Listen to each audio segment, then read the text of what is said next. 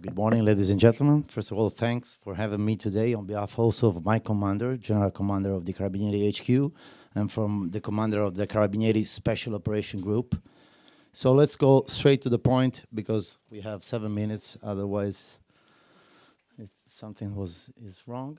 So each time I go to any conference abroad and within Italy, this is the very first question.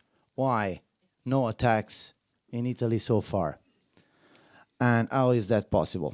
I will try to explain the main factors behind this reality. And first of all, legislation. We have heard about Germany, and actually I can say that this is one of the main tools that we have available to combat terrorism, because our parliament, especially after 2015, after the Charlie Hebdo attacks, was able to pass very effective law so that the public awareness was raised and also the sensitiveness of the members of parliament was, effective in facing this problem. Second, internal cooperation. That is to say, we need to put the pieces together, as we all know, within our borders. And we don't have so many law enforcement agencies as in the US, but mainly we are two, us, the Carabinieri Corps, and the National Police. But still, we need to coordinate between ourselves. And then we have the external cooperation, meaning international cooperation, which is quite a very straight concept. So let's move on. Legislation. Needless to say, me, as a law enforcement agent, I need to operate within the law. And to summarize our legal framework, we have 3 pillars. The first one, prosecution. The second one, prevention. The third one, criminal procedures. And, prosecution, very easy to understand. All penal offenses related to terrorism, from recruiting to belonging to a terrorist organization to training, online, offline, financing, and so forth. Then we have the prevention pillar, which is which has been proven very effective, because here we have the administrative deportation, that are deportation issued by the Ministry of the Interior for national security reasons. And needless to say, you need to be a foreigner, not holding Italian citizenship. And this allows law enforcement agents to eradicate the threat from the Italian soil and put them back to their place of origin. And then the criminal procedure pillar. Many tools available here. One of them are the preventative wiretappings that are important to stress, because normal, ordinary wiretappings are issued by judges. So we collect information, we pass those information to prosecutors, they analyze it, and then ask the permission to start the investigation to a judge, a third party. With preventative wiretappings, we are able to monitor suspects on a lower threshold, just because we ask via the Minister of the Interior to the prosecutor, no judge involved. So this has been proven very useful, because with this kind of tool, we are able to monitor more people than with the ordinary tool. Then undercover operators and databases. Actually, we are very effective in sharing information, because we share the same databases, both from a national level and international level, with the Schengen Information System, to fight, for example, foreign terrorist fighters, so fingerprints, biometrics. So we are able to share information on an immediate basis. And that's it for legislation. Then we pass to the internal cooperation. And this is an example of an effective forum, which is in place actually since 2004, headed by the Ministry of the Interior. It is called the Counter-Terrorism Special Analysis Committee, Strategic Analysis Committee, which is a forum where all the main actors sit to share information, to assess the threat, and to orient our efforts towards terrorism.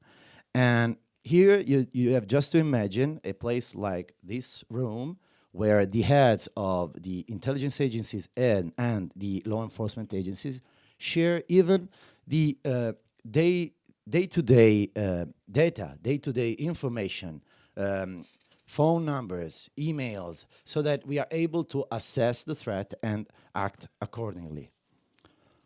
Then, external cooperation, and this is, this is the place to be. I mean, here it is an example of international cooperation, very far from the operational level, but still helpful to develop activities, as far as I'm concerned. And okay, Europol, Interpol, Police Working Group on Terrorism, but I would like to stress the bilateral cooperation. So me, as a senior investigator in Rome, I liaise on a daily basis with FBI, with my counterparts in North Africa, with counterparts in the Middle East, just to understand if they are able to help me or me, in reciprocity, them. And so this has been proven very effective on an informal base, so that we are able to collect information both from within our borders and from our external counterparts. Very quickly, this is, according to our evaluation, the threat matrix that characterizes today's situation as far as terrorism in Italy is concerned. The first one, okay, complex attacks, multiple and coordinated attacks.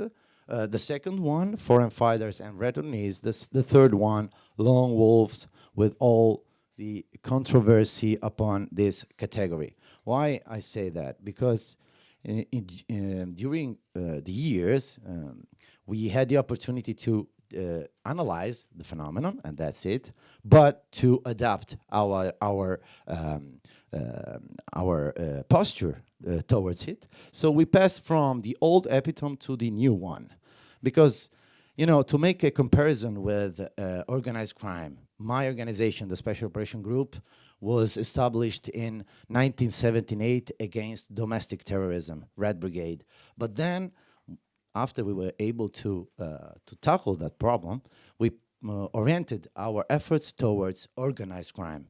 We had many people dying because of mafia, because, I don't know, magistrates, police officers, normal people along the street. So we oriented our mechanism towards organized crime. And to tell you the truth, the old epitome was mainly the same as to fight organized crime, because you had networks like Mafia Family. You have people recruited by terrorists like Mafia Family do, on a daily basis down in Sicily, so that you act accordingly. So you put yourself between those points of communication, between the mafia head talking with another guy in another place. You put yourself in the middle, you listen, you collect information, and you arrest him. So everything was oriented in convicting and arresting people.